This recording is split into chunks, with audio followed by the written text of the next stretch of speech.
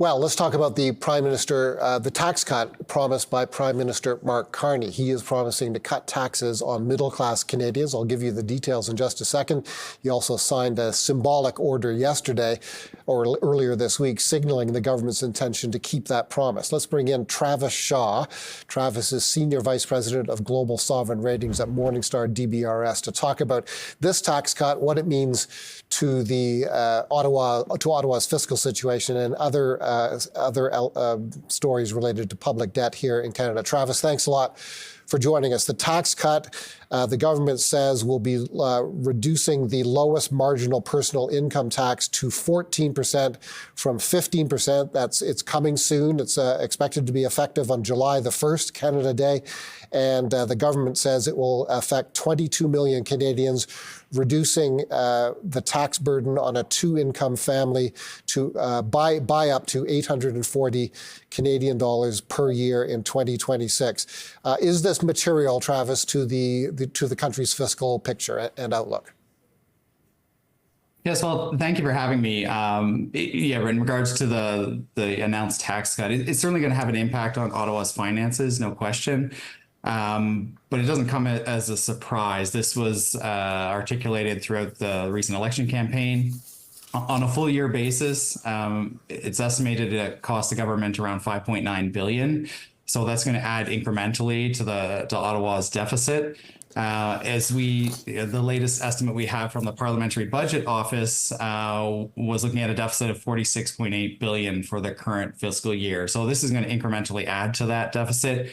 But of course, that's not the only factor. There's a number of other variables that are certainly going to, I think, broadly weigh on government finances in the near term. Certainly, we heard from throughout the campaign about the need for increased defense spending. That's going to be incrementally add to the deficit, and we'll look at what other campaign commitments the current government chooses to follow through on. There's some other tax measures and other spending commitments that were articulated throughout the campaign, as well as a desire from Prime Minister Carney to also show some expenditure restraint. He talked about balancing the operating budget over a 3-year timeline, as well as also increasing infrastructure spending. So we still have to wait to see how those play out. And it seems like, based on the latest news, we're going to have to wait a little while for that, with a full budget, or at least a fuller fiscal update, not coming until later in the fall. Right. That was my next question. I believe what we're being told by Ottawa is that we'll get a fall fiscal update, but not a full scale budget in 2025. Do you have an opinion on that? Or to phrase the question another way, do debt markets have an opinion on no full scale budget in calendar or fiscal 2025? Yeah, I mean, I think all of us would certainly like more detail is better than less. That being said, I don't think it's entirely unreasonable. We saw this during the pandemic period, where the government did not release a fiscal budget in the calendar year. So I think it's again not entirely unreasonable. I think we do have a degree of not full clarity, but a degree of indication what the federal government is expecting based on their campaign commitments. And I'm hoping we'll get a little bit more, a little clearer direction when the speech from the throne is introduced later this month. What do bond markets want to see from this new government in terms of fiscal and economic management? Yeah, I think our general view is that the bond markets remain, relatively receptive to increased borrowing by both Ottawa and the provinces, so senior governments broadly. There's a recognition that we're seeing larger deficits across almost all the provinces, and so it's not a surprise that we could expect to see larger deficits in Ottawa as well. I think the real focus is going to be on, when it comes to the bond market in Canada, is on the government's stewardship of the economy in light of the ongoing tariff threat. From our perspective, we remain confident that Canada can withstand the current shock and continues to have some flexibility within its current AAA ratings to do so. If we look at deficits compared with other highly rated sovereigns, Canada still compares fairly well. And while we recognize the debt burden is going to start to rise somewhat, it's not expected to be get back to the pandemic levels that we saw previously. Okay, Ontario, of course, has tabled a budget as well. We just brought our viewers a replay of our interview with the finance minister of Ontario earlier today.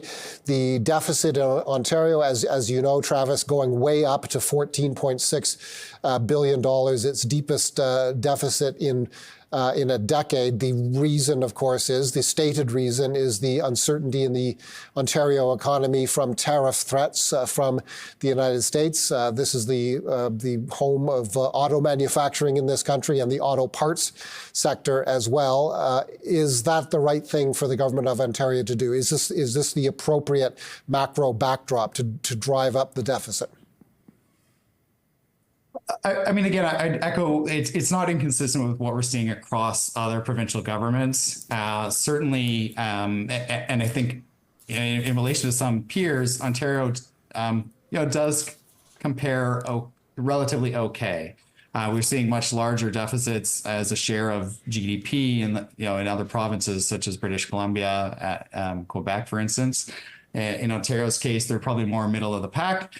So again, larger deficits, not a surprise. I think we do take some comfort in the fact that, because of some prior year outperformance on both the bottom line as well as broader growth in nominal GDP, the starting point is somewhat better. So that gives them some flexibility. We're really not seeing, significant deterioration in the metrics that we track for the province of Ontario. So again, we're looking at this a bit cautiously.